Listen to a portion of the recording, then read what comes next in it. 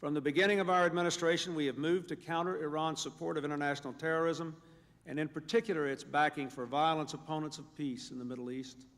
At the same time, we have tried to stop its quest to acquire weapons of mass destruction, which would make it a threat not only to its neighbors, but to the entire region and the world. Our policy has helped to make Iran pay a price for its actions.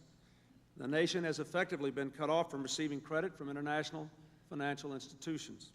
The United States and our allies in the G7 have stopped Iranian purchases of weapons from our nations. We have refused to cooperate with Iran on sensitive matters such as nuclear energy and have tightened trade restrictions on items that might be used to build weapons.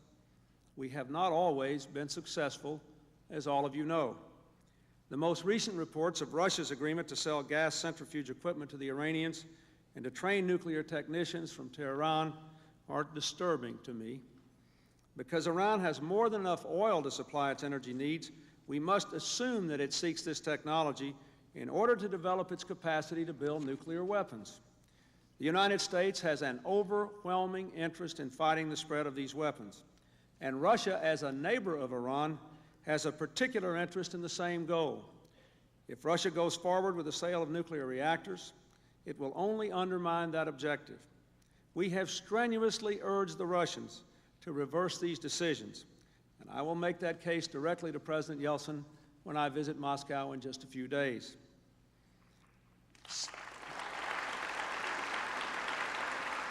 So tonight, in this great dinner, in honor of this champion of freedom, I am formally announcing my intention to cut off all trade and investment with Iran.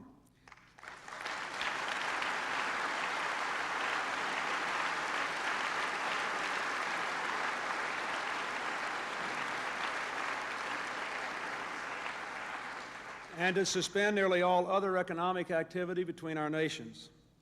This is not a step I take lightly, but I am convinced that instituting a trade embargo with Iran is the most effective way our nation can help to curb that nation's drive to acquire devastating weapons and its continued support for terrorism.